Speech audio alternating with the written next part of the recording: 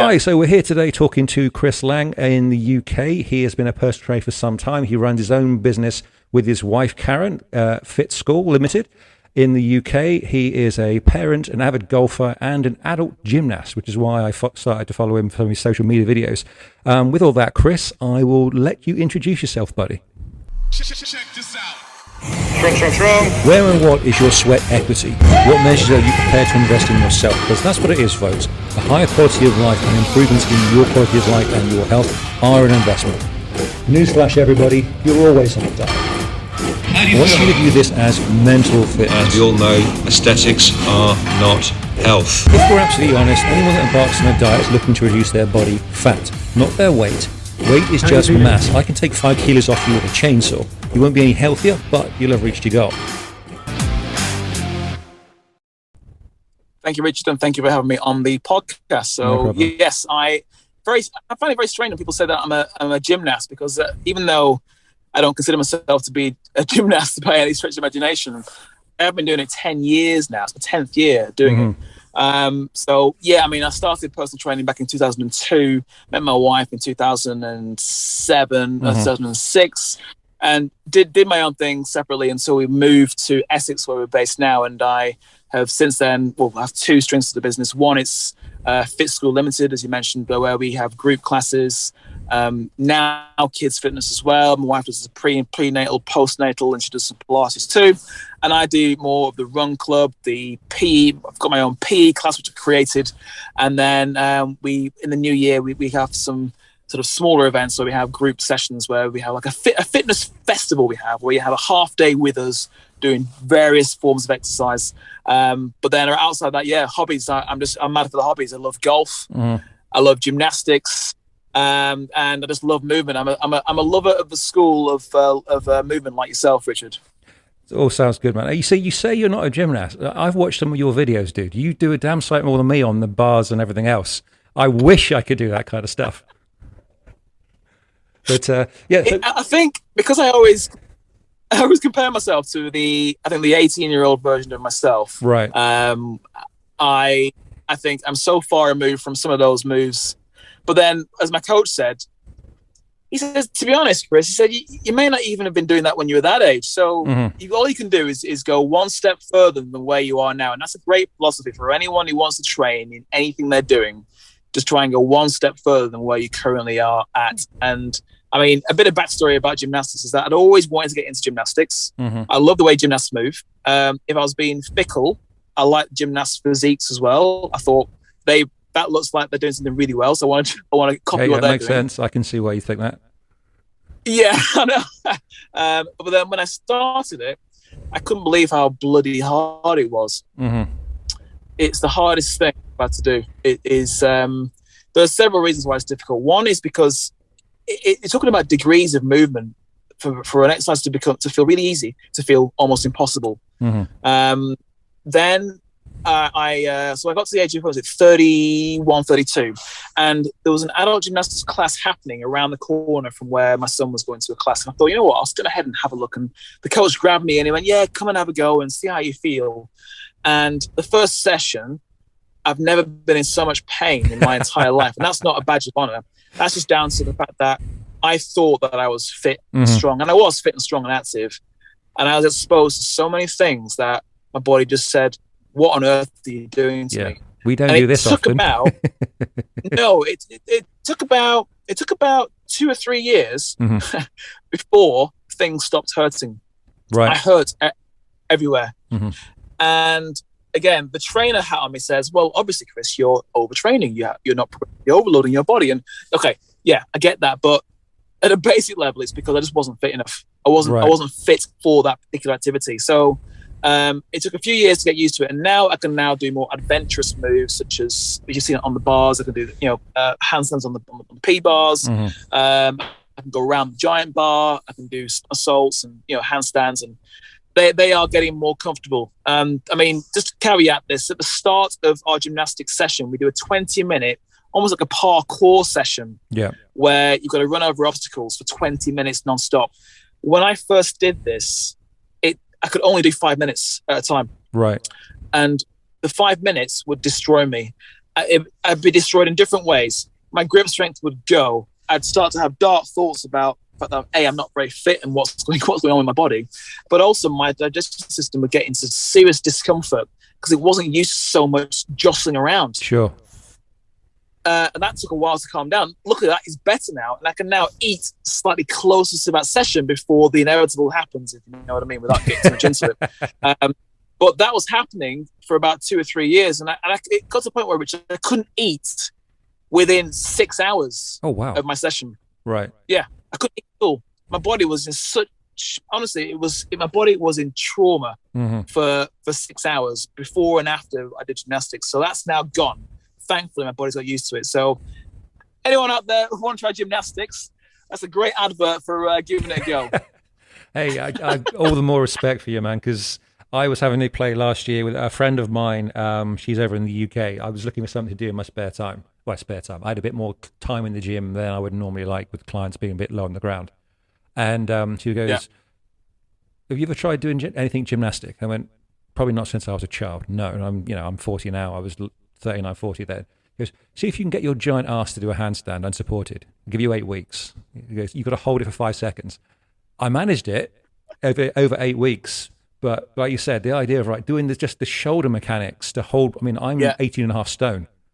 So to suddenly put all of my body weight through my upper body the other way around, that used to wreck me. Never mind. And then the core work to go with it. Oh.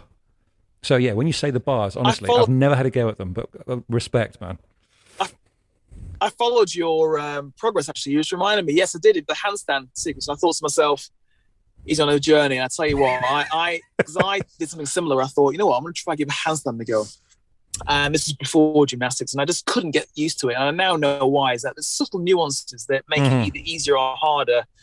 But what my coach said to me, there's a difference between doing a handstand versus doing a gymnastics handstand. He said, a handstand isn't going on your hands. He said a gymnastics handstand leads to other moves. Yeah.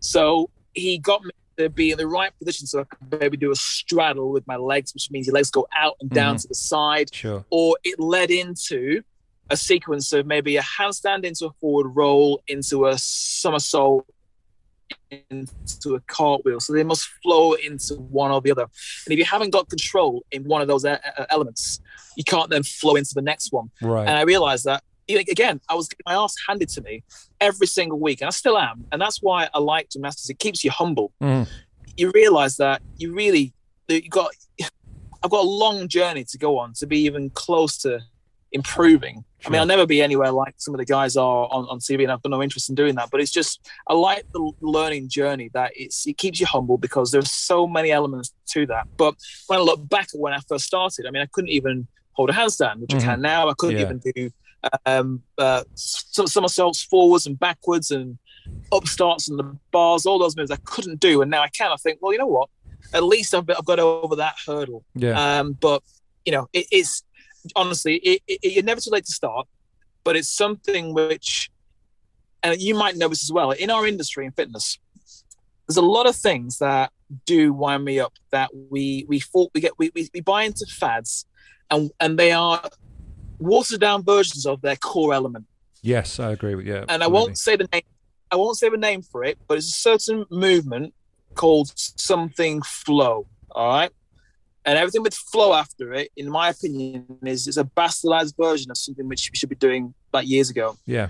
And this move, I saw it and I said, that's just gymnastics and martial arts. Well, I'd rather do gymnastics and martial arts than have this bastardized version of a workout. Because I'm a school of movement. I want to know exactly. I want to know the encyclopedia of movement, not just the bit that's been skimmed off the top. Sure. Yeah, because eventually, 10 seconds for Instagram. I want my life's work to be. I have tried. Oh my gosh! Because eventually, I want my life body of work of exercise and fitness to be. I have looked for physical excellence in my entire life, and this is what I have seen over the years. That's what I want to be able to give back to the fitness community or the world, and say, this is my journey of fitness. I've been a school of it all my life. It's been a life work of me, and I've never stopped. And this is what I feel works really well. And it will not have these fatty movements which come and go like the wind. Sure, yeah. It will not. And I still feel it's always around some basic elements. It's sport, it's movement, it's martial arts, gymnastics, it's weights, it's cardio. It's that never changes at all for me. Mm-hmm.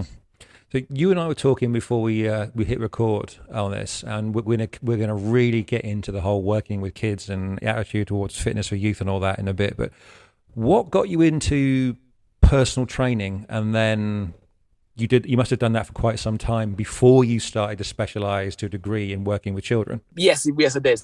So I got into personal training in the last year of a business studies degree, and in this country we almost we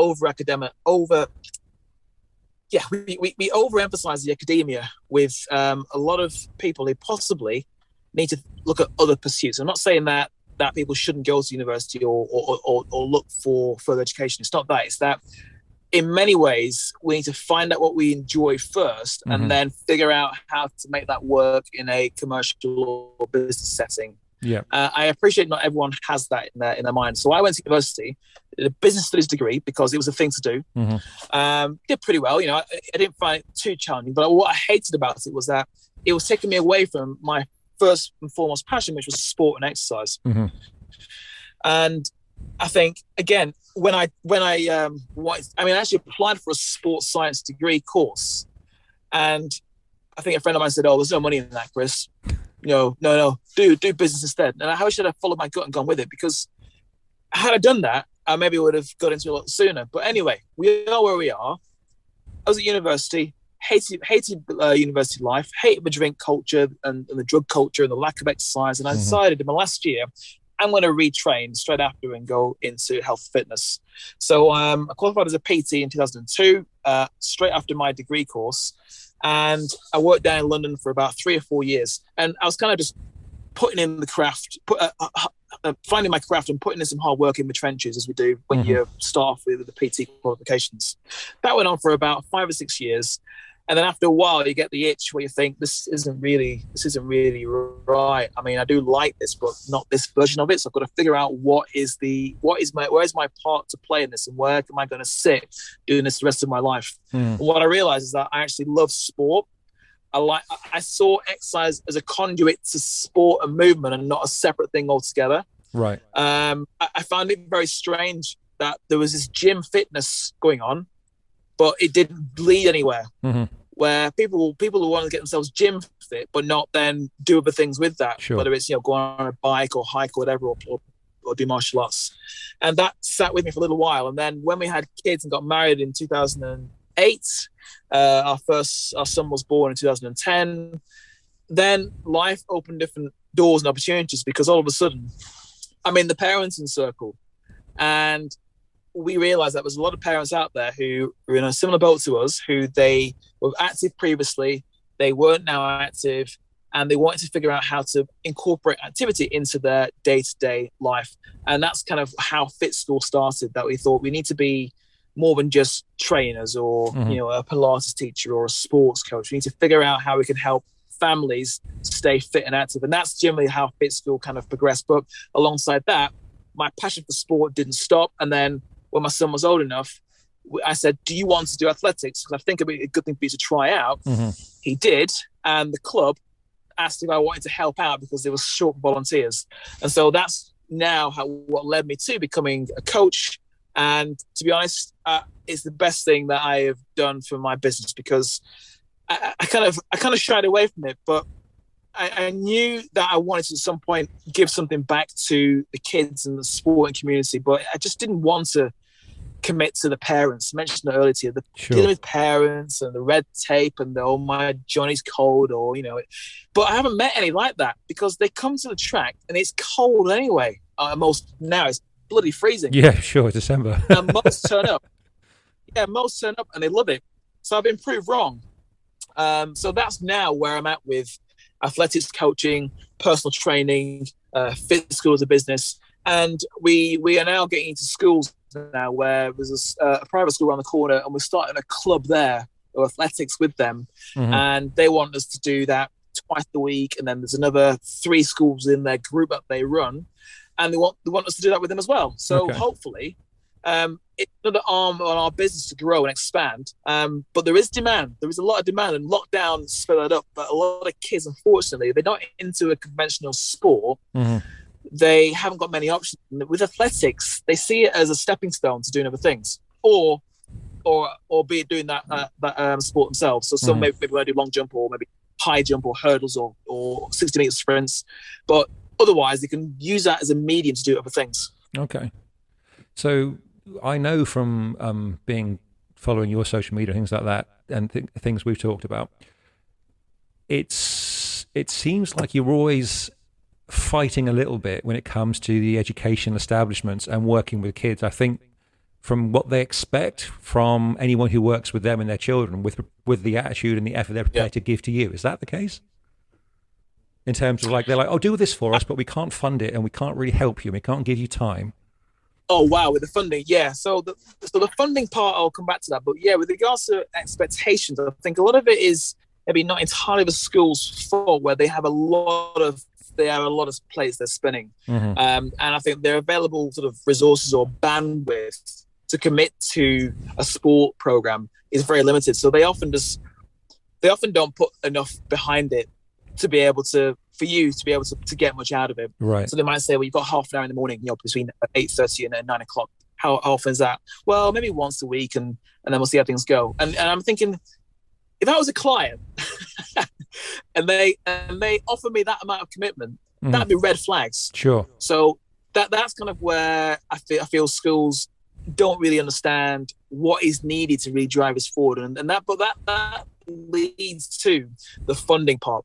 Because if you really wanted to help get kids, I don't just mean a bit fitter, but to the point where they are moving as much as we did when we were younger, we talked earlier about that, you need to just get professionals in there. And what irritates me is when the government announced they're committing, I think they announced they're committing £25 million to getting kids active. Where the hell does that money go? Because it isn't going to the coaches. Sure. It isn't going to the trainers or the instructors. It doesn't take much to advertise for a coach or a trainer or instructor. We need you to get our borough fit. We want 10 coaches. We're going to pay you a decent rate to not only deliver hourly classes, but to create a system which runs itself as well. Sure, yeah. I just feel that money gets soaked up in departments and think tanks, and it doesn't go to the people it needs to go to. Because, good example, we were offered, or it was advertised to us to bring our club, for want of a better expression, into a school. And they said, and this is the thing, Richard, they said, we unfortunately can't pay you very well. And again, if that's a client, I'm thinking that's a red flag. Yeah. Right? They're almost embarrassed to tell you what the going rate is. And when they did, I said, look, who do you expect to get for that amount of money? I mean, if this is a voluntary-led initiative, there are funds for this, and we're doing this now, so we're applying for funds to be able to do this system within state schools as well. So even though I'm doing it in a private setting, and the money's pretty good, we want this to run within state schools. But within that state school setting, and we checked to our advisor about the grant we're applying for. In that grant, you put down your rate. Your rate or your fees are part of the budget. What the school have done is they've applied for a budget and not considered the instructor's rate, and then tried to shoehorn that in to the available budget they have. That's why I find that absolutely crazy. Because surely, running a business like that, all you got to do is you figure out this is what the trainer or coach's rate is, and it's £60 an hour, times that by 4, times that by 8. That's your monthly amount. But they haven't done that. They've just applied for an amount of money and thought, well, let's see if we can get someone in to try and do this initiative for this amount of money. And if you were running a business like that, it would collapse overnight. Of course, yeah, because they probably massively underbid what they thought they would need because they didn't really plan ahead for it, and then went, oh, we'll find someone to hopefully work for not all of this. We've got to buy some kit with it as well.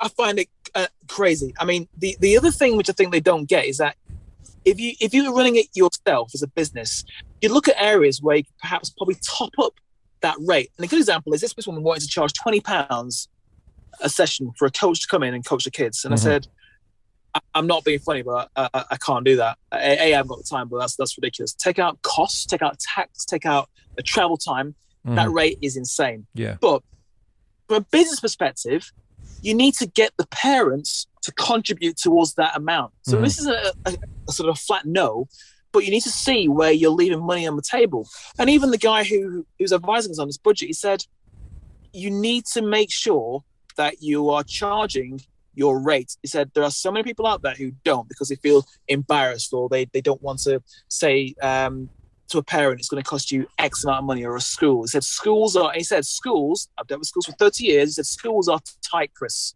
They do not want to pay. Now, what they need to do is they need to say to the parents, we've put on a subsidized class for your kids. Sure. After school. It'll cost you £2 per session. Right, yeah. And as you know, Richard, which people are more likely to be committed to a program? The ones getting it for free, or the ones that have to contribute something, whether it's their time or their money? The ones who have to invest it some degree. They have some skin in the game. They have to. So the school are setting up failure. Yeah, of course. In the project by underfunding, lack of appreciation for what the coach is bringing, and also not really getting the right mentality from the parents at the start. So that's how I feel that it's not just, I mean, people always say to me, oh, Chris, is it a whinge about not earning enough money from schools? But no, I don't really care because I earn 3 times the amount from private clients. It's not that. Right, yeah. It's that if I was overseeing this as a business owner or manager, I'd be saying that business is going under very quickly. And I know... No, go on. Sorry, Richard, go on. No, go on, mate. I was going to say, no, when you're applying for funds with grants, the grants are only for a limited amount of time. So it could be 6 months to a year. After that period of time, you have to let them know and detail how that will pay for itself in the future. Well, guess what? If you're paying someone £20 an hour for 6 months to a year, I'm pretty sure what will happen when something more lucrative pops up in their life. Oh, of course, yeah. They'll ditch bad habit and they'll be off. Yeah, absolutely. They'll walk away. Because like you say, it's the time you factor in all your personal overheads even to get to that point, to the location, you're losing money. You must be. Yeah, it's not worth it. So, I mean, I imagine that probably is a broad spectrum, over the broader education establishment. That can't be an isolated sort of instance. So do you think then that kids and parents would be screaming for a much more available product when it comes to their kids' ability to exercise and find those activities? Or is there a bit too much lethargy kicking in at the moment? I think it's a bit of both. I think we were in a situation where we know a lot of parents who outsource a lot of their kids' classes and clubs. So we drive. I mean, I'm very sure they're going to take my daughter to dancing, but we drive everywhere, and we're in I call it the loop. I go, oh, it's you again. Yeah, I'll see you at tennis in half an hour. I'll see you tomorrow at table tennis. I'll see you tomorrow at athletics. And we're in a loop where we're doing the same thing. But I think we're doing that because kids don't play outside as much. We're trying to expose our kids to as many things as possible so they eventually can kind of narrow down and pick what they want. Sure. But I think down we want two things. We want them to have more than what we did, but we also want them to be active. And I think that's what drives it. We want them to be active. So I think there is demand and there is need for that. I'm not sure which came first, whether it's lack of demand and supply at schools, or whether it's not. A lot of these clubs and classes are just in such high prevalence that parents just slowly start to just add one on to their kids' weekly schedule. I'm not sure which happened first, but what I want to do, or we both want to do, is within the state setting, is we want to put on an actual physical athletic system for the school for kids to do as a stepping stone to sport from early years. Yes.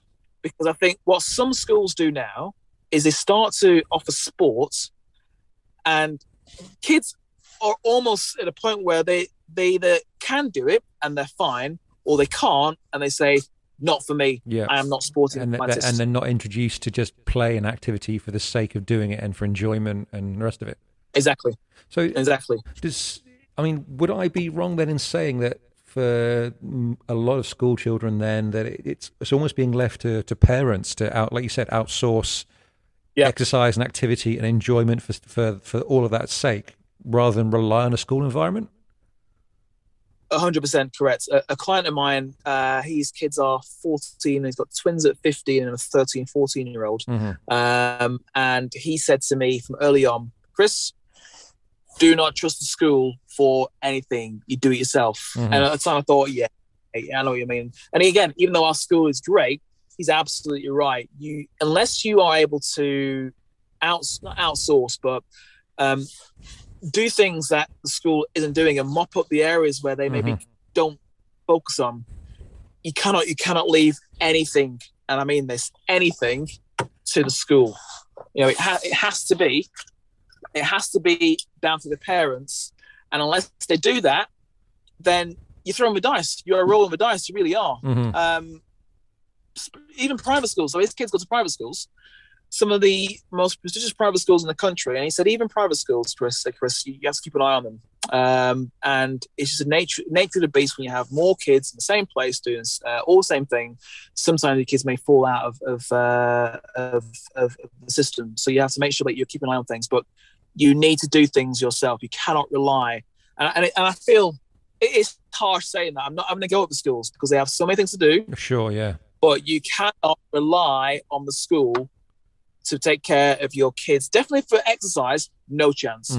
Academia, that's different. But even then, you should be keeping an eye on what they're doing and maybe top up that yourself with them. But for sport and exercise, hands down, that is all down to the parent. And I'm telling you now, as someone in your profession, our profession now, I cannot tell you how thankful I am and grateful we are that we are in the know. Honestly, because if we weren't, we would just be scratching our heads all the time. I mean, I find it, and I've said this for years, and I had this conversation with a good friend of mine who recorded a podcast with me a couple of weeks back, and it's not gone live yet because the first one's gone out this morning.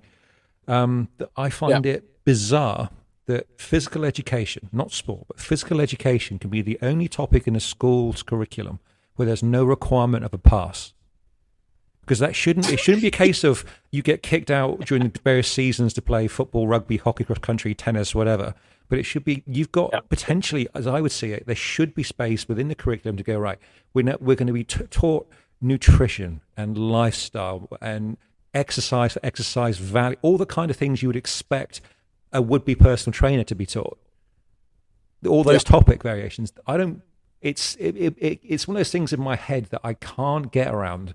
Why are kids not encouraged to, and just like we were saying before we started recording, rather than getting crowbarred into academia from the youngest of ages, why is there not, hey kids, we're going to get you out running around and just playing? Like, I mean, we're not too different in ages. I remember when I went to primary school especially, you ran around before school started, you ran around during morning break, you ran around for an hour at lunchtime, depending on what day of the week it was and what month it was. Maybe you had a 50-minute break in the afternoon and you tore around the village after school.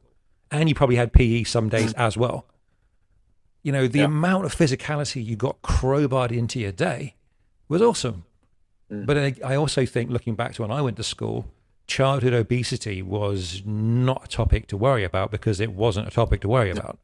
Whereas, as I've gotten older and I'm still not a parent just yet, but I think, what is there to do, like we were just saying, if you don't take your child to do it? Exactly. The removal of the idea of, I think the education system, and it sounds like I'm bashing schools and teachers, and that's the last thing I would do, but the notion that the education environment, which is where children spend most of their lives until they go to the workplace, should be the space where they get to grow physically and academically and mentally. To take one of those out of the mix, I think is really detrimental. I mean, I could be seeing a romanticized version of that because I'm not yet a parent, but... You're entering into it, hopefully parenthood, with, again, eyes wide open. And I'm sure you've heard of the phrase, the obesogenic environment. And one of the biggest obesogenic environments for kids is school. Because that's where they spend a lot of their time. Yeah, and they spend all of it sat down. I noticed that when my daughter, it was more my daughter than my son. My daughter went to school. She'd been active at play groups or nursery, and all of a sudden, she's sitting down. relax. This is how you sit down. This is how you sit in a chair. This is how you do nothing. Yeah. This is how to be quiet. Yes, we've got to teach our kids to understand how to be socially interactive with other kids. I get that. But I could not believe the stark contrast between social play to now you sit down and do nothing. Yeah. I couldn't believe it. And again, I think possibly because we're in the industry for so long, and we're trying to, and it's all, for us, it's all about movement. Every day, I'm sure we all think the same thing.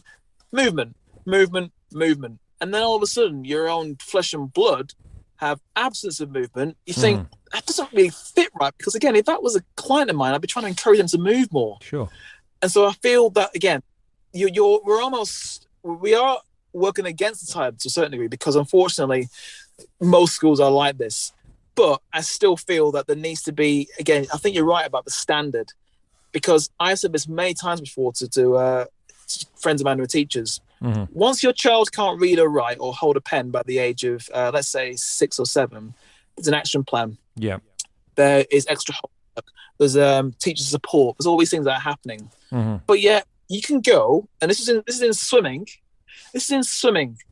So I've been the swimming dad for the best part of 10 years. 10-year anniversary of taking my kids swimming. My gosh, sitting in the poolside with the kids, it is not, I tell you what, it's absolutely not. Breathing in those chlorine fumes. The kids, it was non-negotiable. Oh my gosh, non-negotiable, because it's a life skill. Yeah. Right?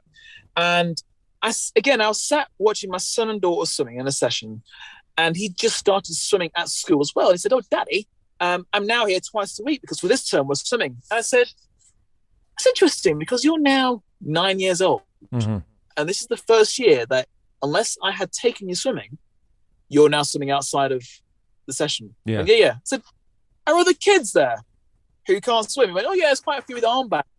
I said, "So let me get this right. Kids can get to the age of 9 and can't swim and not be able to survive in water, shallow water." So that is crazy. Sure. And that's what I find insane, that yes, we're learning, kids have got to learn how to read and write better. I get that. Yes. Kids have got to learn how to maybe, sit and pay attention. Yes, that's great. But they can't even survive. This is my real big bugbear about it's a slippery slope of health and fitness is just extra stuff to worry about. Yeah. It's the afterthought. Yeah. No, it's not. Not when you're talking about a life skill. Of course. In fact, the swimming teacher said the same thing. She said, "Chris, unfortunately, if it was me," she said, "it'd be mandatory that all kids can jump in the water and get out and survive and swim to the side by the age of." But kids can get to the age of 9 here before they have even one point of contact with the pool. And there were some kids there who had never learned, not by swim. I don't mean swim 20 lengths from course in a mile. Yeah. I mean, jump into a pool of shallow water and get to the edge. Yeah. I find that shocking. Really shocking. I've not heard of that. And it's something in my head. I'm thinking, how on earth? I mean, I remember, and it was bloody cold, because when I went to primary school in a small village in Devon, it was an above ground school pool that wasn't heated, and the best you could hope for was you were going in there with your armbands, and you might be in there in the summer because that's the warmest it would get. But I was in there at 6, and before that, I've been going since probably the age of 3 or 4 with my parents and my brother to a swimming pool, because like you said, it's a life skill. You need to know, don't panic, don't drown. You should know that from as soon as first chance you get. Are you looking to make some changes to your quality of life? Perhaps you're looking to embrace a whole new approach to exercise, nutrition, and a healthier lifestyle, but you're just not sure how to even get started. Without a basic framework in place and some goals set, you're going to struggle, and that is the most common reason why a lot of people experience a load of stress and ultimately don't succeed in their endeavours. They just don't have a clear path to get them started and follow on with. That's why I wrote Pathway to Health, Be Your Own Life Coach. This is a program that takes you through your lifestyle approaches to nutrition, exercise, and activities, shows you how to take stock of your life as it is right now, plan things out, and get started on your unique personal pathway to health. You can find this course on my website, www.thebodyengineer.training, in the online store. The program comes with video guides throughout and all the downloadable planners you need to become your own life coach. Listeners to this podcast can get a 20% discount with the discount code POD20. This might go some way then to helping certainly me understand, because I don't believe it's just laziness, but if it's coming from the single biggest influence for kids for learning, which typically is the school experience, because that's 5 days a week, for all the hours are at school, this has got to be a large part of the mainstay for early teen obesity. because it's a case of, I mean, I see it with my adult clients when I say, right, they expect, especially seeing someone my size when they come meet me the first time, 6'4", 19 stone, like, you're going to rant and scream and thrash me around. No, we're going to get you used to moving, used to your own body weight, X, Y, and Z. And for the first period of weeks, it kills them. You're like, why is this so hard? Like, well, let's talk about your life. You're 30-something, 40-something or older. You wake up, you sit down for breakfast. You sit down on your commute to work, whether you drive, whatever. You sit down at work, you sit down for lunch, you sit down in the afternoon, you go home, you're knackered, and what do? Sit down. I'm just making you start to maybe 3 or 4 hours a week with me, use your body mass. And that's why it's so hard. I worked when I was living in Riyadh with a Saudi lady in her late 50s who was pretty much on the conveyor belt of what a lot of ladies get into, which is their attitude to becoming healthier. They see as weight loss, not gaining strength, not reducing their body fat mass. And she thought it had to be hours on a treadmill and starve yourself. And I was like, no, it's nothing like that at all. And I was working with a husband, that's how we met. And I said, right, okay, I want you to eat like you would do properly. And because I'm already coming to your house and working with your husband, you and I are going to work together for a month. And 2 weeks of these four was Ramadan. So it was totally convoluted, a weekly schedule anyway. And all we did for 4 weeks was starting on the floor, lie down, biomechanics, movement, standing, push, pull, all that kind of stuff. She lost 3.5 pounds in 4 weeks, and we didn't quote unquote exercise. And she recognized it. And she was like, I can't believe this is all we've done. I've spent years and years and years on a cross trainer or a treadmill or a bike. I said, yeah, but you've never used your muscle mass. Because let's be honest, I said to her, I'm not poking fun at you here, but you haven't been on that treadmill going at warp speed, have you? No, I've been mostly walking. Well, walking's not bad, but you're only going to ever push yourself so far when you walk. Use your muscle mass. And she was staggered because she'd never been told, all I've got to do is use my muscles. And that, I think, it sounds very much like kids are going that route as well. Like, oh, what do you mean? Use my legs? Why would I do that? It is crazy because exercise now has become I've got an old Bohemian Rhapsody in the video.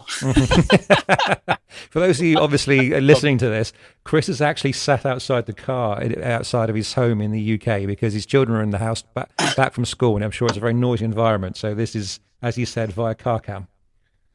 Yeah.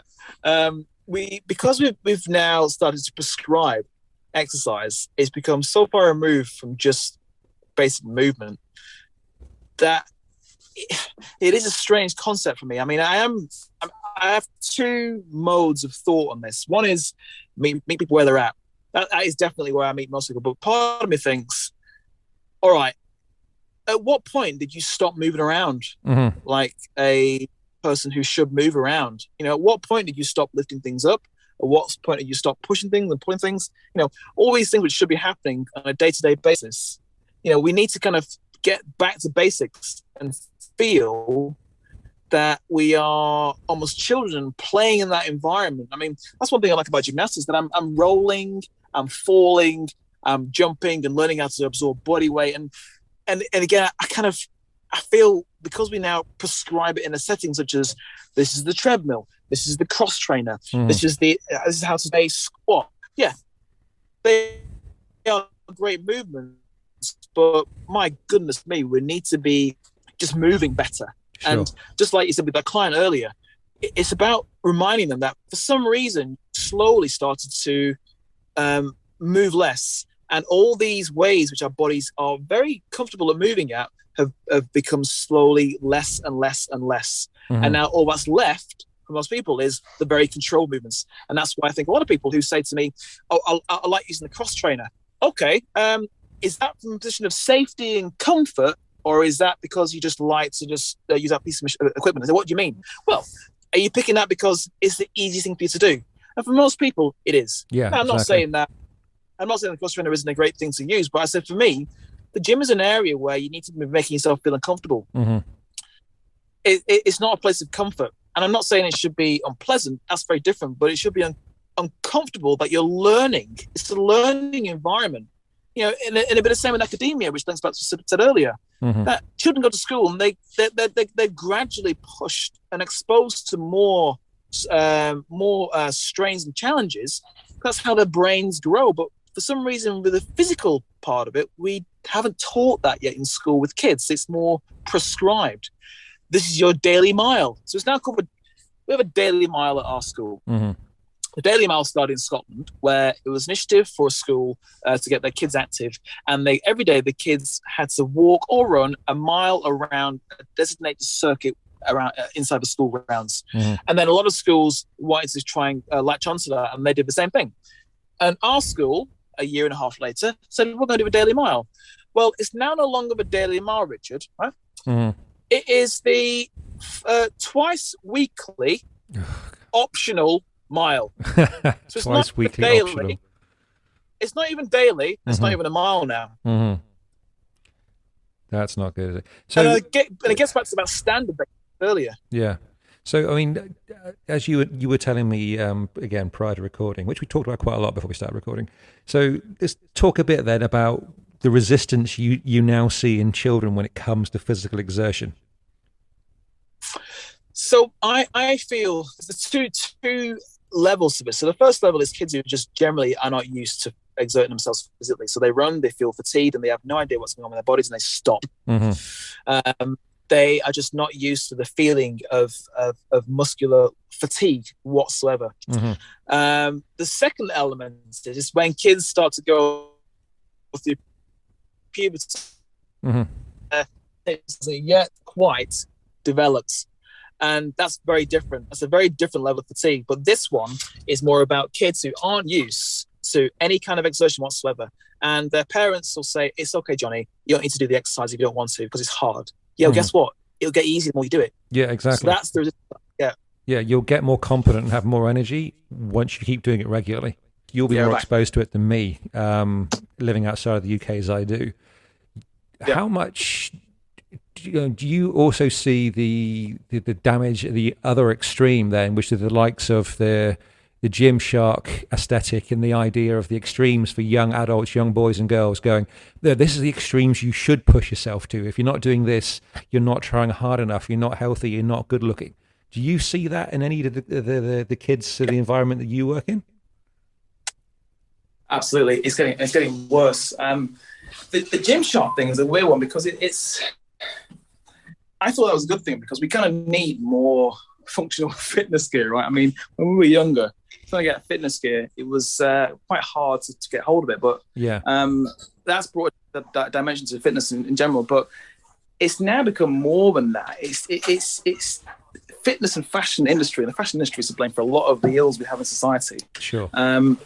It's now crossed over into fitness. And unfortunately, I think a lot of kids are seeing fitness as this extra pressure to live to, rather than it being something that aids your life. It's an extra expectation to live up to. So that is my concern now with that. It's a stress and a trauma, and it's another thing to lead you towards unhealthful emotional fixations and stresses that you've got to take on, especially as a young teenager. Well, one of the things that it's difficult because again, we've got a double-edged sword where we're trying to get kids fitter and more active, but then we've got to insulate them against some of the excesses of the environment, which is, and you see it now, kids are getting, young boys, so into their fitness too early on that they are unfortunately getting into steroids. So we have to manage that as well. No, I mean, I am very aware of that because I've been around some environments where, I mean, I have no interest in those fields myself because between the crazy amount of sports I used to do as a kid and my experience in the military, I know what I can look like if I put the work in. I don't feel the need to go, all right, I've got to take all these substances or I can't possibly look lean or whatever else. But I see so many younger people going, oh, no, I've got to look like this guy and I've got to have a 4% body fat and everything else. And I think that's a very, very dangerous... It's not even the beginnings of a journey now. It's fully in there in society, the idea that young people are getting hammered with these ideals.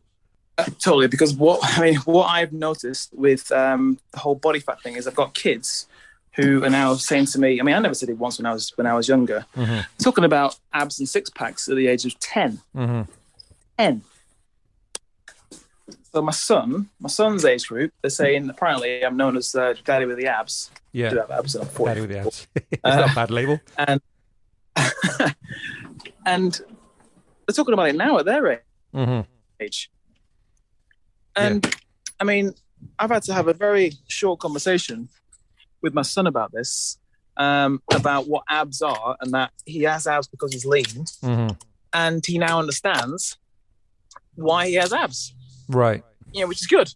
Yes, of course.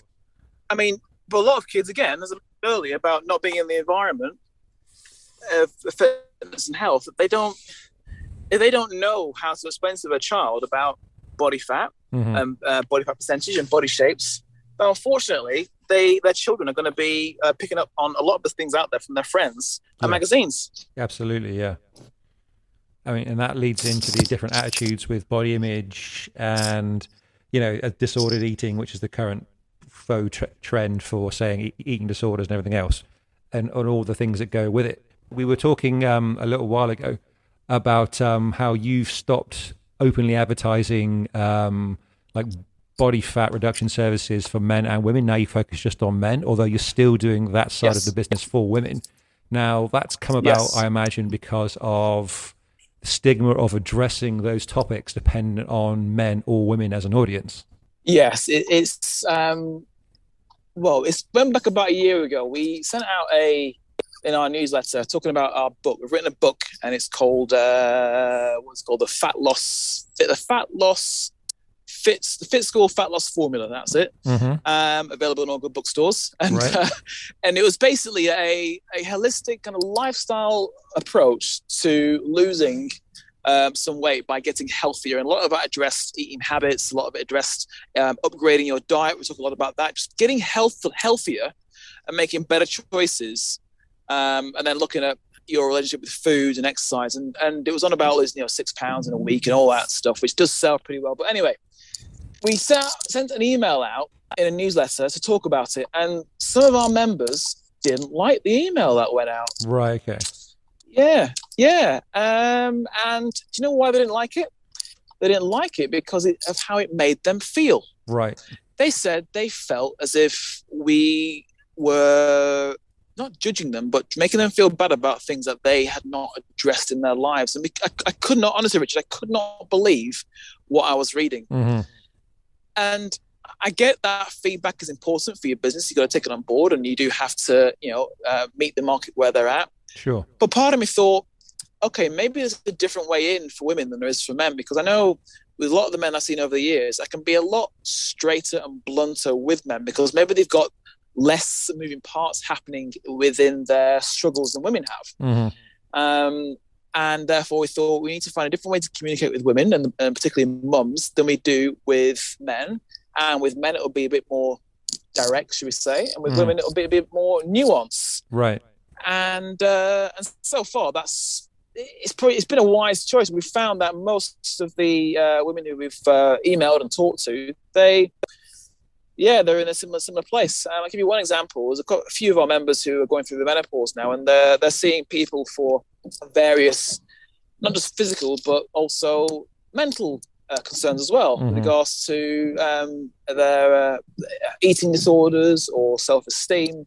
And so they needed a much more sort of a balanced program and approach to what they're doing, rather than just saying, okay, you've got to lose a bit of weight and you've got to get in shape. I'm not saying that's how we approach everything, but as I mentioned earlier, for a lot of the men that I see, that makes up 80% of the problems that they're having. Right.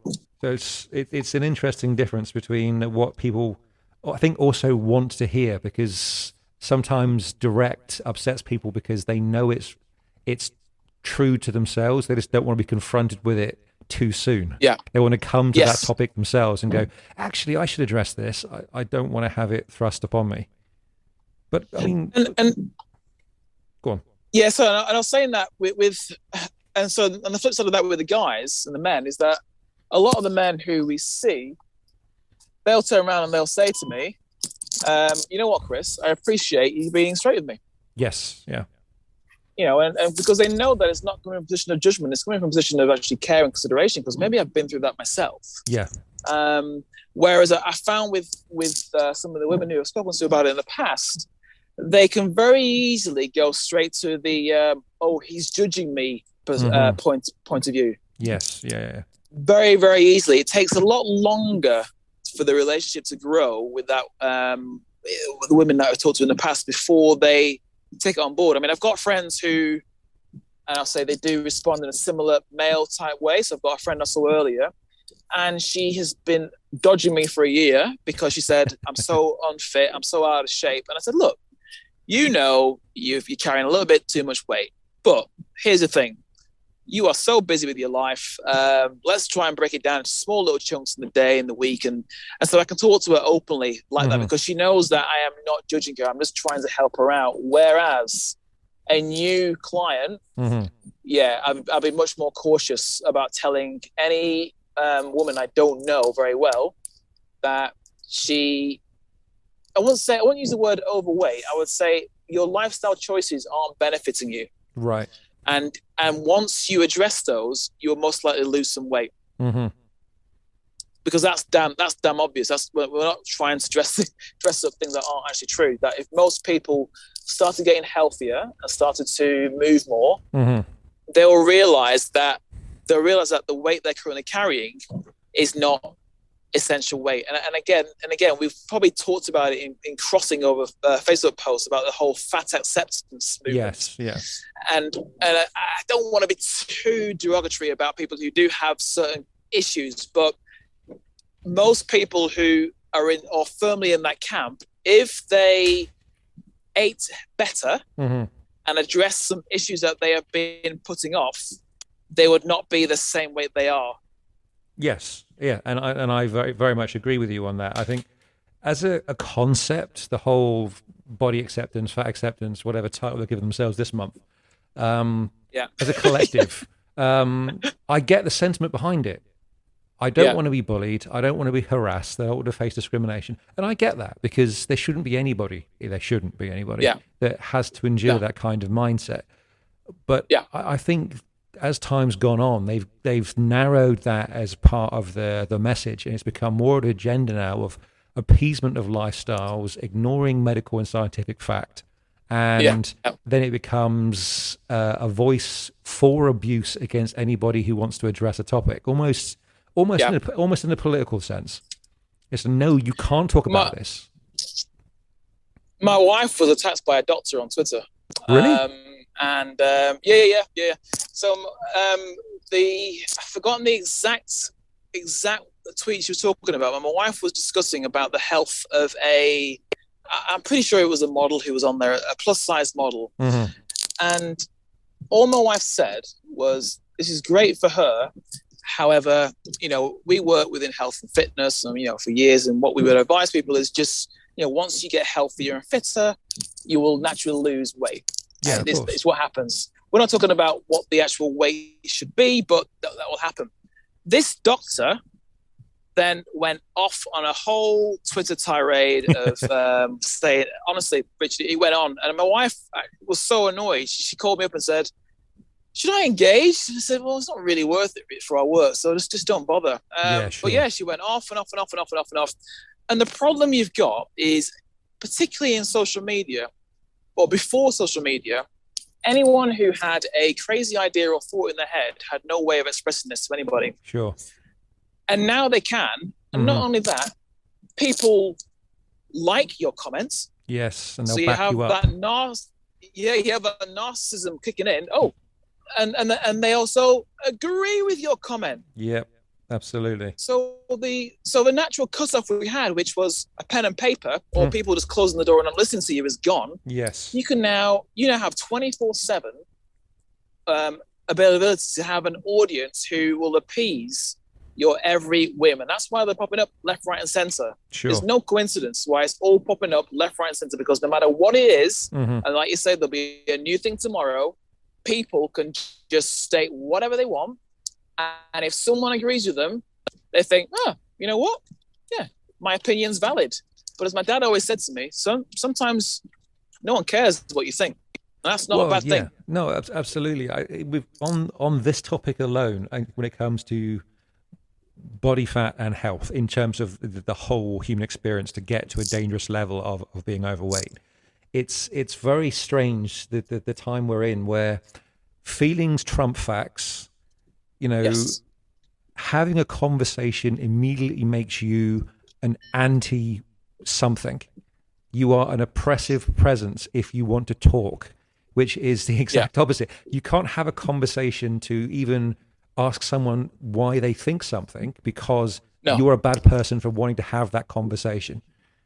You know, it's, and I did a video on YouTube a while back about it. I think I pulled it down because I was reshaping my social media earlier this year. I'll put it back up, about all the various extremes and complete misinformation and disinformation that comes out of these support groups. You know, they're going, oh my gosh, diets don't work. Why would you ever do it? And as I said in a recent post on my Instagram, if you stood outside a divorce lawyer's office all day and asked people coming out, do you think marriage works? What answer are you going to get? No. Exactly. But if you speak to someone when it comes to health and movement and body fat, whether they've lost a lot of mass by themselves or they're just happy in who they are, you know, they'll give you an honest account of what their lifestyle has been like and their experience and so on and so on. If you go to someone and they become aggressively militant from the off, I would say, you know, look, I'm not responsible for your triggers. If you don't want to talk about something or you can't have a bit of introspection, you're the one with the issues. I'm not coming to you being abusive. You know, if someone says to me, I'm 50, 60, 100 pounds overweight and I don't care, I'll go, absolutely fine. Knock yourself out. You and I are probably not going to cross each other's worlds very often. But it's when I butt up against people who cross paths with me and go, no, I'm absolutely fine as I am. You can't tell me I'm unhealthy. I'm like, I can't tell you what's unhealthy about your lifestyle. But if you struggle to basically move like a human being and all your functionality has been lost or compromised, yes, I can tell you you're unhealthy. Yeah. You know, like it's, I was talking to a friend of mine a while back, I was saying that in the UK, if you mistreat your pets because you massively overfeed them or you neglect your farm animals by underfeeding them, there are laws and organizations in place that will take you to court. Yeah. But we don't have the same attitude towards people's children or people's sense of self-care. It is a strange one because and the pets thing does get to me a bit because I've on a separate note, I won't go off on a tangent too much, but we the high prevalence of pet insurance in this country compared to health insurance is incredible. I have chats with people who quite happily insure their pets, but then their own health insurance, I'm not paying for medication. I'm not paying for a gym membership. Oh, it's incredible, but they'll spend money on their pets now, and so I do feel this is all linked to that. You know, I'm not saying that we shouldn't have health insurance or pet insurance. It's that it just seems to be all heading in the right direction. This kind of dumbing down of looking after ourselves and then accepting where we're at as what it is. Sure. It's the opposite of how I've been raised. I mean, surely we're all in the same boat that you're kind of raised to be the best you can and do the best that you feel is right for you and improve. But I just something that doesn't sit right with me where you say, no, you're fine as you are. I'm like, no, that doesn't work for me, because again, for most people, their problems around health and weight will always go in the opposite direction from where they're at. So they'll lose weight. If they get healthier, they move more, and they start to make better choices for their mind and their body. Most people will tend to lose weight than put weight on. Yeah. Well, if that doesn't tell you that the weight that they were at currently probably wasn't the most healthy for them, I don't understand where else we can go with it. And I mean, I haven't had many conversations over the years with people like that now. But it might be down to the group that I'm mixed with, that I don't really come to contact with those people anymore. But I know they're out there. I mean, I don't know whether or not you have those now. Is that still happening with people, or do you just not mix those people anymore? I don't tend to try and avoid most people. But if I can already sense or know that there are those that are going to cross my path that are, you know, will argue for the sake of arguing and dig their heels in, kind of like you experience with young children, where they've started to get the sense of social interaction with it. They know sometimes when they're in the wrong, but they're going to dig their heels in and shout and rant just to not lose the conversation. And I'll tend to do my best to just avoid getting them to that point. I'm like, okay, you think what you want, because there isn't a conversation we're going to have that is going to begin to make you comprehend that I'm only trying to talk.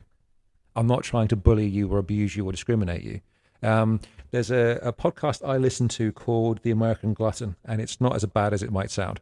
It's held weekly by an actor called Ethan Suplee, who I guarantee, I'll send you the link after this. You don't know who he is. Yeah, please. I guarantee you've seen him in films. He was pretty much famous for a long time for just being the huge fat guy in films, even as a teenager. I know what you mean. Yeah, he was in He was in American History X. He was in Evolution. He's basically a massive fat guy. He's also like 6'5". He's just a giant human being. And as he talks about, he's had an eating problem since he was an early teen. And at his heaviest, he was pushing more than 450 pounds. He's a giant lad.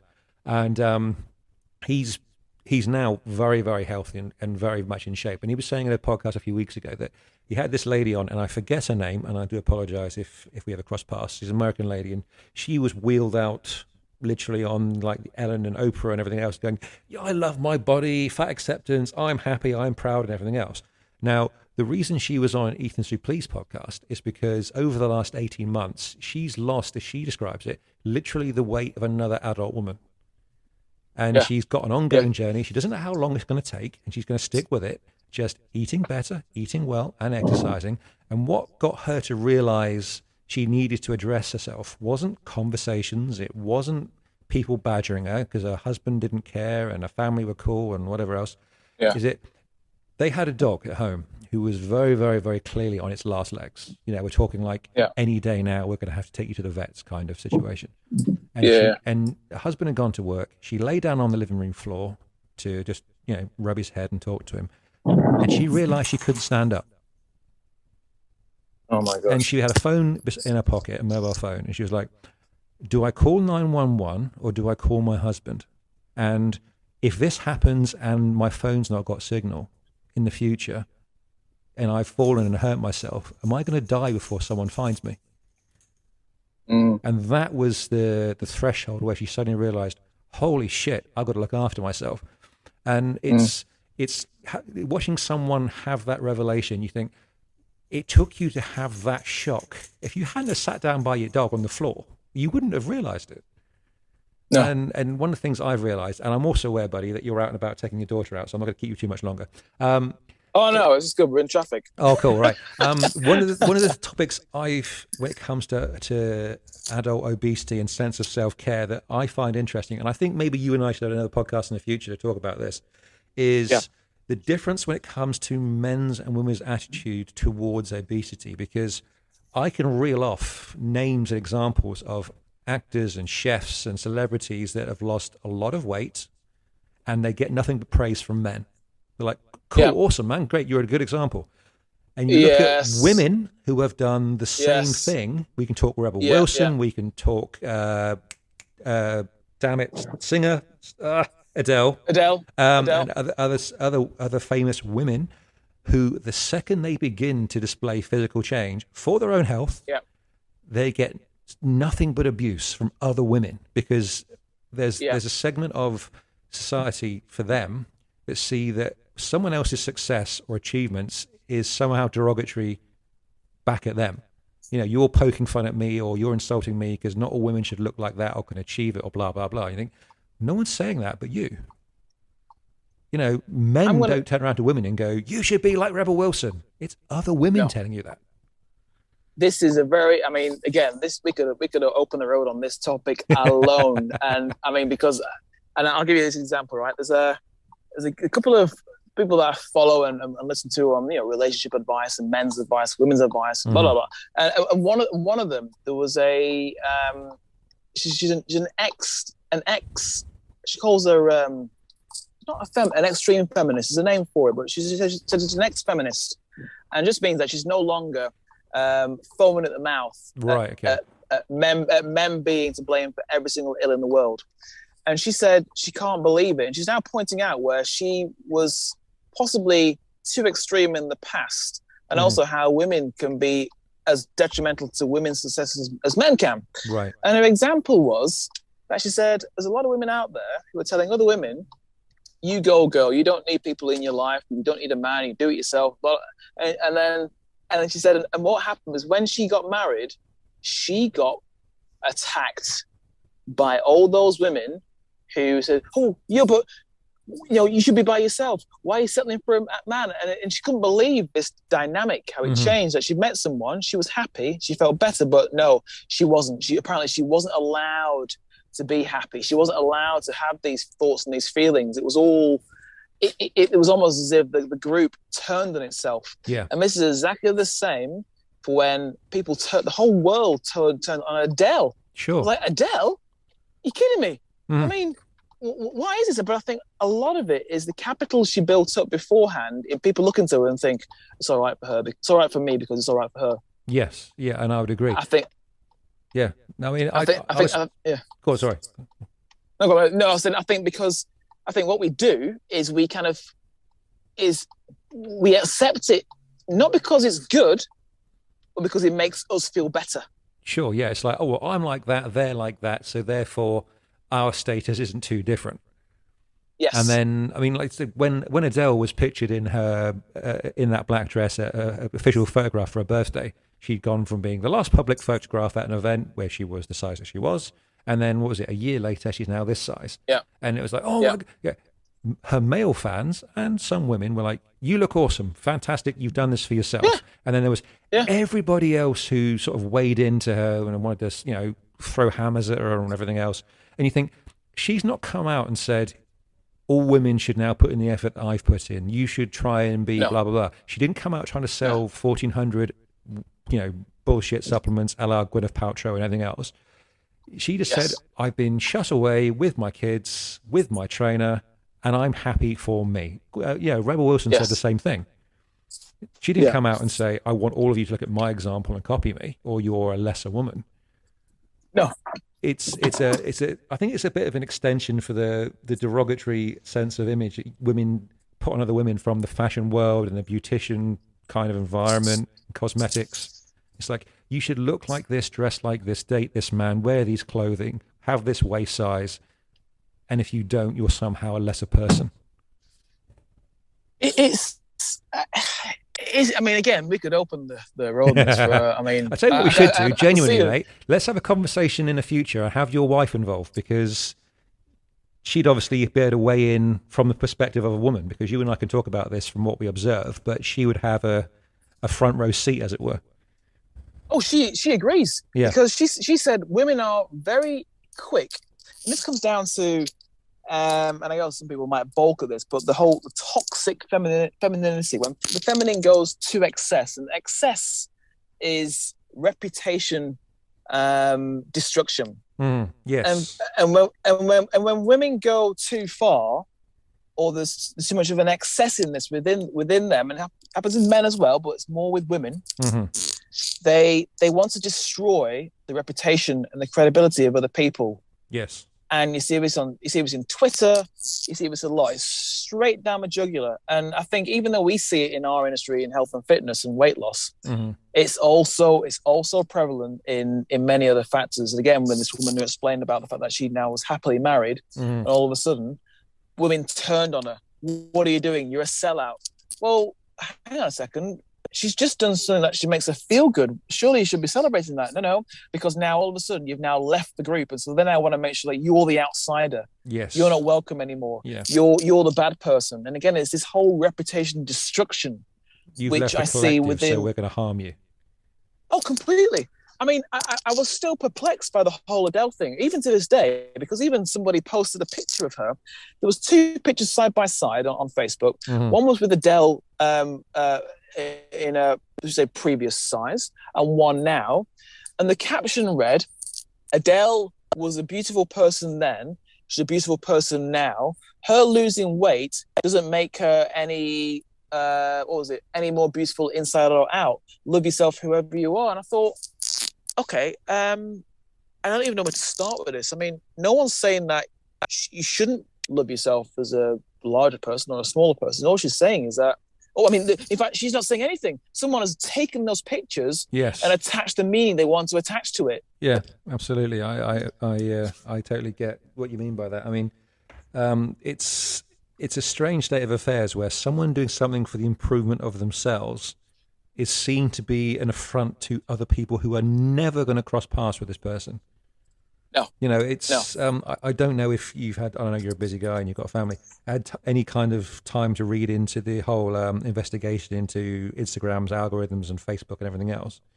And I was listening to someone talk about it the other day via a segment. It was on YouTube, and they were saying that when you look at the damage social media is inflicting now on younger and younger generations, the difference when it comes to boys and girls, especially as you move into teens, is that when you put boys together, whether it's online or in a group, they'll start to talk about things as terms of interaction. And if there's a ball around, they'll kick a ball around and they'll put themselves into teams, or they'll start scoring points or whatever. If there's a phone or it's a console, they'll be playing it. There'll be an element of interaction and competition. That's how they form all their relationships. If you put girls together, whether it's in person or via anything online, they start to look at comparisons, visual point scoring and everything else. So when you give them social media and all the rest of it, they are from the off checklisting themselves against everything they look at and what their friends are looking at and everything else. So straight away, I mean, obviously now it's merging into young men and boys as well, but girls are being hammered by this concept of, love yourself for yourself, be great, be powerful, be awesome. Oh, but by the way, don't go changing yourself to be healthier, because if you do that, you're an anti-woman. You're against the bigger girls. You're a horrible, horrible person. So what kind of dichotomy does that teach teenage girls? Starve yourself, look like the Gymshark chick who doesn't actually look like that, and there's all the filters, and guess what? She's on these drugs, but you don't know that. But by the way, if you go to the gym, you're insulting all your slightly overweight friends. You know, I scratch my head constantly at this. It's a strange position to have as a modern world environment. The Instagram and the social media is a real worry, because obviously we've got kids at that age, and all we say as parents is that as much as my son is going to be the first person who wants a phone. He says he wants a phone. He's not getting a phone, and that's pretty much it. We're holding off, because we're going to be, unfortunately, those parents who appear to be like Luddites who prevent their kids from having technology, because we know I'd rather be this is where, again, those two hats, I'd rather be the bad parent or the mean parents, or not the bad parent, the mean parent who doesn't give my kid his phone, because I know every 6 months that goes by is 6 months of just not having to deal with this issue. Now, I know possibly it'll be harder for my daughter than my son, because obviously one of the natural switch off points for us when we were younger is that at 3:30, 4 o'clock, if we didn't see our friends after that, there was no more interaction. You maybe interact with one or two children, if that, or a few of your good friends, or if you're playing football. But with kids, it never ends. It is all day, every day. So they have more opportunities for all this stuff to continue after school. And as much as schools say, or parents say, a school has an issue with bullying, or my child's being bullied, I'm like, this is a symptom of a wider problem. It's not the school's problem. It is more to do with the fact that it's the same way that you plug into emails 24/7. Your child's plugged into what their system is currently plugged into now, which is their friends and how they feel and how they look.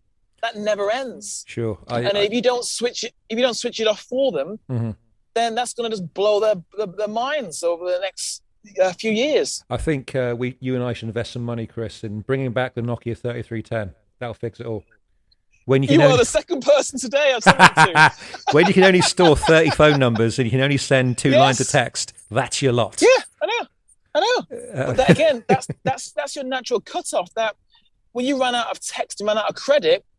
Guess what?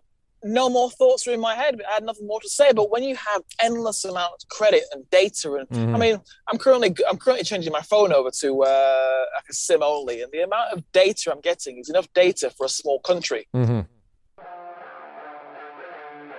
We'd all like to be a bit healthier, but sometimes it's just hard getting the right ingredients in or knowing what meals to make in the time frame that you've got. So I put together 4 unique books available on my website right now that can help you make all those decisions, have the best nutritional start to your day, and start to make some real impact in improving your quality of life. Okay, so if you go to my website, www.thebodyengineer.training, and go to the online store, there are 4 books there for you right now. There is the 52 high protein recipes, quick and easy 5 ingredient recipes. That's a fantastic good starter book if you're trying to improve your meals.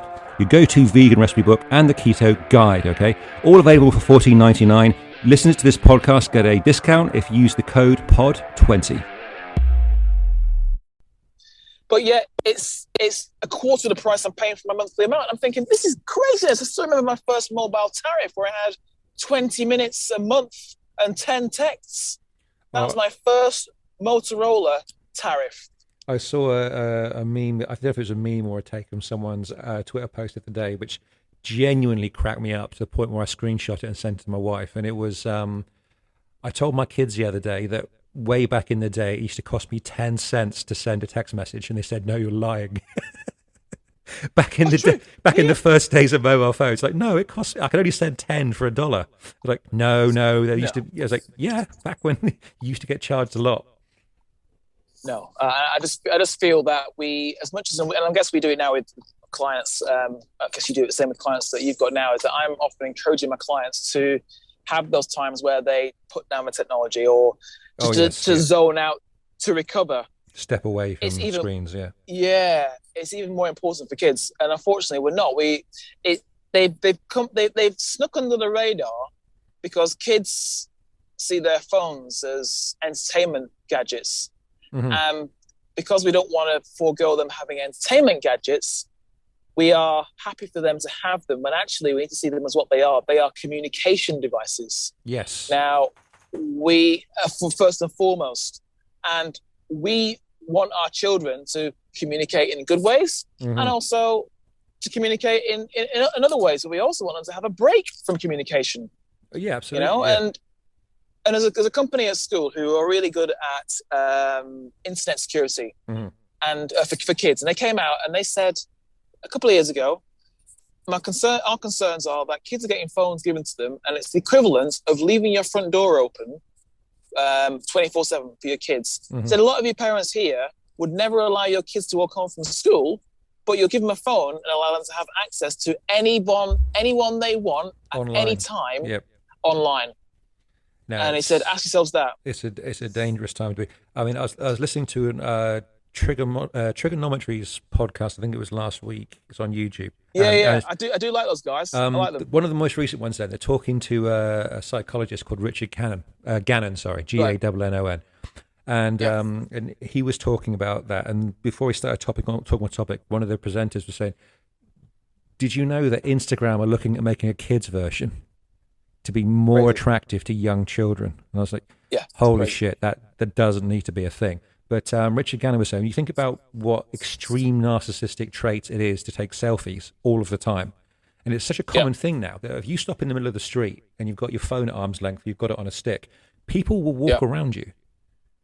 Yeah. It's like 20 years ago, you only had an option of that if you had a windy disposable camera. And if you pointed at yourself, your friends would be going, what the hell are you doing? But he was saying that one of the most extreme cases he'd heard of with a teenage boy, I can't remember if he said it was in Britain or America, when it came to selfies and the dopamine related relationship he had to his phone, was this kid was taking over 1,000 selfies a day. Wow. He wasn't using or posting them all, but he would take hammering on his phone and then scroll through for the perfect one or two. And then keep doing that. Gosh. Literally, if he wasn't engaged with anything else, that was all he was doing. And through working with his parents and a psychologist and several other professionals, they were trying to pry his phone away from him. But he would go into such a aggressively violent psychotic rage, literally like taking a drug addict away from drugs, that he had to start off by having his phone for 30 seconds at more than arm's reach. Then it got to a minute. And he was saying that if you gave it back to him, you put the phone in his hand, it was open camera, point itself, start taking pictures. This kid was 15. And he was saying that his parents and scary. these doctors are literally trying to deprogram him like someone who's been into a cult. They have to convince him, you don't need your phone. You don't need your phone. And it's like, it's a world first, because these things didn't exist 10, 15 years ago. So it's a case of now psychologists and doctors have got to understand, how do we deal with mental disorders brought around by extreme narcissistic tendencies? Because previously, you'd have to stand in front of a mirror and talk to yourself. It disguises a few things. I mean, you might have a lot of kids these days who are socially awkward, or maybe they are masking or having symptoms and issues masked through constant screen interaction. Yes. And we talked about it. We talked about it prior to the podcast about how we need to expose our kids to more things that they need to learn and be challenged to, and not avoided. And if a child is socially awkward and very introverted, and also sounds like they've got some sort of borderline narcissistic tendencies, the last thing they need is a phone, because that will just exacerbate all those conditions. They need to be out more and interact more with kids and people and have those awkward conversations. And whenever my kids, or my son in particular, comes home from school and something bad in his mind has happened, I like that, because that's a conversation point. That's a point to grow. I said, mate, this is good, because we can discuss this and let's see how we can get around this problem, rather than just avoiding it altogether. And that's what phones do now. I mean, it is a scary thing that we are. I mean, the fact that kids get phones so early, and no doubt you'll experience this when you have children, that you are now fighting against the tide of a tidal wave of kids wanting phones from early, so because they want a WhatsApp or they want a TikTok. Sure. But then also other parents cave in one at a time. And the problem then is that your child is the only one without that phone. And that's Jimmy and Tom have got a issue. phone. Why don't I have one? Exactly. I mean, we've said no way until secondary school. And even then, you may have restricted access to a phone, where it is to call us, or you maybe have it an hour or half an hour at the weekend, whatever it is. But absolutely no way do you get a phone to sit there and play with, because it is, like you said, an example of the child who had to become deprogrammed from not using their phone. I reminded straight away about someone who is a sort of an extreme narcissist. What's the worst thing you can give a narcissist?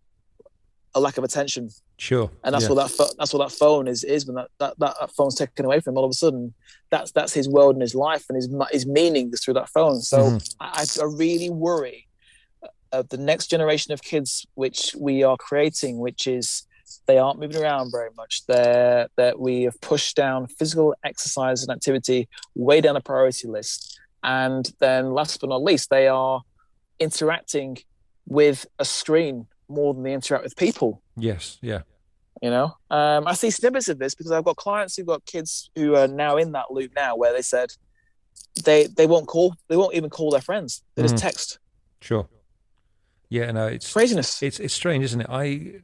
We're now 2020, end of 2021. Probably, I would say right back towards, it's either near the end of 2018 or start of 2019. I was doing some work with a corporate consultancy firm, which was myself and a guy they fly in from the UK. This is all based in the Middle East. We would help them run 1 or 2 days of like executive level team building, X, Y, and Z, some of it outdoors, some of it indoors, and everything else, to, you know, the normal kind of thing of take people out of their office environment, develop a little bit more of a group dynamic, maybe improve some inter-office interactivity, relationships, all that kind of stuff. And because I'm ex-military and this other guy they know in the UK was, we host all these things. And one of these events I was working at, it was 2 days. Basically, you weren't in a city or a town with other distractions. You were in a hotel that was off by itself. There was pool and that kind of stuff outside, but you're there to worky kind of stuff. You know, you're not there to kick your feet up kind of thing. And this was the executive level guys and a couple ladies. This wasn't, you know, the office guys. This was the top guys. And we collectively, and I'm not joking, we couldn't separate them from their phones. And we're not talking they were doing like work emails on the side. We were giving them things to do or running things ongoing, and they would be on their social media. And I said to one of them, how are you not engaging with this? Because your CEO is 2 tables away. Yeah. The guy who pays your wages is watching you fuck about, and he's flown us into the country to do this with you for 2 days. Then they're like, oh yeah, he doesn't care. We do it all the time in meetings and stuff. And I was like, okay, we live in a different world then, because if you were my executive staff and I'm talking and you're on your phone, we're having a very different conversation. I've got a friend of mine, and he runs his own design consultancy, and he's got, I think, about 8 or 9. Yeah, he's got about 8 or 9 youngish staff, and we talk about this quite a bit, off the record. Doesn't anyone knowing about it? And he said it's the bane of his life having to have meetings. He said with his staff, because they walk in, they either have a phone or a tablet, and he very rarely gets eye contact with any of them. They're always on the phone, and he'll say, Jack. Poor Jack's been mentioned a few times today, but poor Jack, for example, Jack. Did you catch the notes I mentioned about the meeting? And he went, "Oh yeah, it's fine. I've just put it to my clipboard." And then they're doing different things. And he said, "I've got no idea whether they're paying attention or whether this is their new thing, or they're watching YouTube. I've got no idea." But he said it's very difficult because they're all doing it now, and he struggles with this. He said, I'm a bit old school, Chris. He said, I just need people to come in and have a meeting, look at me in the face and discuss things. But he said they seem to be getting work done, but I feel that we've lost something with this modern approach to communicate. And it is, in essence, communication. We've changed how we communicate. Yes. And I don't feel it's for the better. No, I agree. I mean, I'd say, again, back at the same kind of time, 2018 into 2019, I was working with a company over here who were opening their second training facility, and I was going to go and work for them. It didn't work out, but this was in like the consultancy phase. And they were asking me, as the guy who was going to be the manager, how do you want to do X, Y, and Z? What would you envisage setting this up? And we're going through it. And I said, I want a polite but firm notice on the training floor, all phones to be left at this point and not beyond it. And everyone else sat in the office, looked at me like I just said the most insulting thing to each of them personally. And I was like, they're like, you can't say that. I said, yes, I can. You're here. Bear in mind, this is a private training facility. It's not a commercial gym. So you're only there by appointment, which means you're only there to engage with your trainer. So you're not coming in just to mooch about on a treadmill for half an hour with the TV on. You're coming in there to do a productive training program for 45 minutes an hour, whatever it might be. Like, do you see me with my phone in my pocket? And they went, no. Like, do you see any of my clients begin to think about having their phone on them? And they went, no. I said, right. So why do your clients carry their phones? It's like, you think for a second they're doing anything useful if they're going to be constantly looking at WhatsApp? Like, no, leave it by the entrance to the gym floor. If they need to go and check a message, they can do it in between what we're doing. I was like, but I'm not going to have my guys mooching on the floor going, oh yeah, my clients are just having 5 minutes on the phone. Like, no, sorry. If you're that high an executive, you're worried about an emergency phone call, you probably shouldn't be in the gym. You're too busy. So, it's... Well, even the workout sphere as well, that, again, for me, the workout sphere should be, in my opinion, the place where you are going to improve and come back fresh for the world or the environment that you're in. And I feel now it's become so infiltrated with the outside world, as in screens and selfies. I mean, and even I'm often conflicted with taking videos and I'm in doing gymnastics. I want people to know what I'm doing, but at the same time, I think I don't want to be on my phone, and I have this wrangle. But my coach often wants me to take videos of myself anyway, because it's a really good feedback mechanism. Yeah. Absolutely, because again, as you know, when you're coaching someone, what your mind thinks you're doing is different from what your body thinks it's doing. And so I maybe use the opportunity to be able to do a few videos for Instagram, and I will do more. I mean, we do so much more that I don't post, but I need to do more about that. However, in the gym environment, and I'll never forget, there's a gym around the corner which we used to go to, don't go to anymore. And it is now, in my opinion, a pickup joint.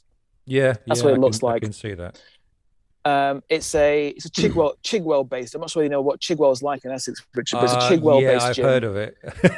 It's very, very TOWIE, and I mean, TOWIE is no exaggeration for what it's like in certain parts of Essex. It is like that, exactly. It's not a dramatization. People do talk like that, they dress like that, and that is what it is like in certain parts of Essex. And Chigwell is this place. It is well known for it. And we were in there, and all we saw for 40 minutes, at least 45 minutes, was just people just, again, the whole Gymshark thing, people trying to look and get that shot, that perfect shot. And my wife was in there by herself. I mean, I'd long tucked out of that place. She was in there. She said she trained, and she heard this one quite youngish girl training. She's probably about 16, 17, 18. No idea. I can't tell how old people are these days, but 16, 17, 18. And she said she saw her taking many pictures of herself and sitting down, going, no, fat, ugly, no, don't like that. Going through them. Right. I could not believe what I was hearing. And this is the one environment where she shouldn't look attractive. She's meant to be exercising. No. Sweaty, so unattractive. No, it's craziness. And I often say to any guys out there who are looking to meet women in gyms, or you guys meeting guys, or vice versa, you want to meet them in a gym. You want to meet them when they look as sweaty and as scruffy as possible. That's what you're looking for. Yeah. Because they'll always look better. Absolutely. Right? That's the worst they'll look.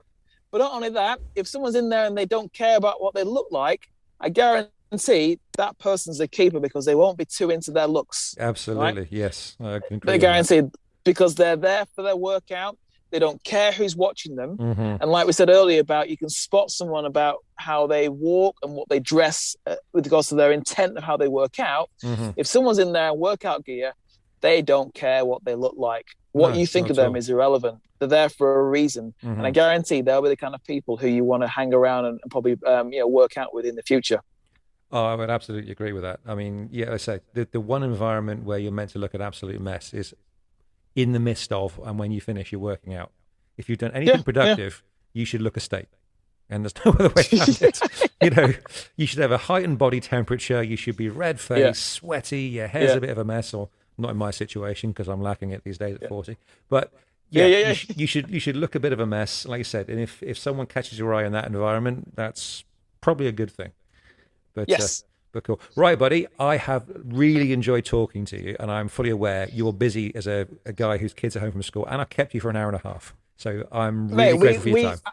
I feel this was a long overdue chat. We should have probably teased things with maybe having a chat a few weeks ago about different things, because I mean, we could talk all day. We've got so many things which we probably didn't talk about on the podcast, but hopefully we got most of the intro done for people to maybe get an insight into where we're at, what I do, what you do, gymnastics, kids fitness.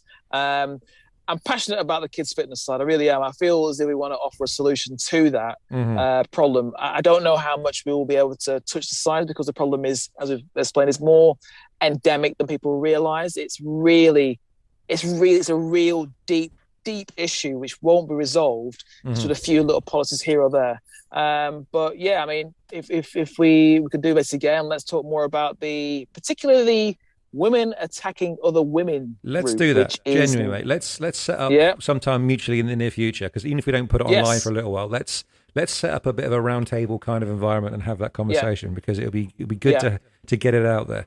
But what I'm going to do now then is what I've done with all the ones I've recorded so far, is to say, right, website, social media, email address, anything you want to plug and promote, buddy, please do so. Go for it. Go nuts. Well, they can find me on, I have two handles on Instagram. I hardly use my main one is Chris Laing Fit Dad. That's ChrisLaing Fit Dad. That's Instagram. Also, we are Fit School Essex, so Fit and School SCHOOL Essex on Instagram, and that's the best way to communicate with us, because both of us will be on one or the other. I kind of use Fit School more than my Chris Laing Fit Dad, but I'm slowly putting more content on there for that. And I love to have conversations with people, so feel free to interact, ask questions, send messages, and hopefully I can help people out. And if people are keen to have a look at gymnastics and incorporate it into their routines and workouts, just if you've got no idea where to start, just give me a shout. I guarantee it's one of the best things you can do for your body, because I move better now than I could 15 years ago. I would agree with you on that one. And it's one element. I'm not saying it'll be the main part, because I actually do train for gymnastics, and I also train for longevity. But it's one of the things that I feel it just gives my program a bit of structure. And working around weaknesses, and not working around them for working sense, and just saying to myself, well, my shoulder's got to get more mobile. It's that actually the need to get more mobility to do this particular move in gymnastics. And then when you feel the move gets better, I know that this is having a benefit. So just, if you want to explore that, give me a shout and I can help you out. Thanks very much, buddy. Like I said, we shall set up a podcast in the future. But for now, oh my gosh, thanks for listening.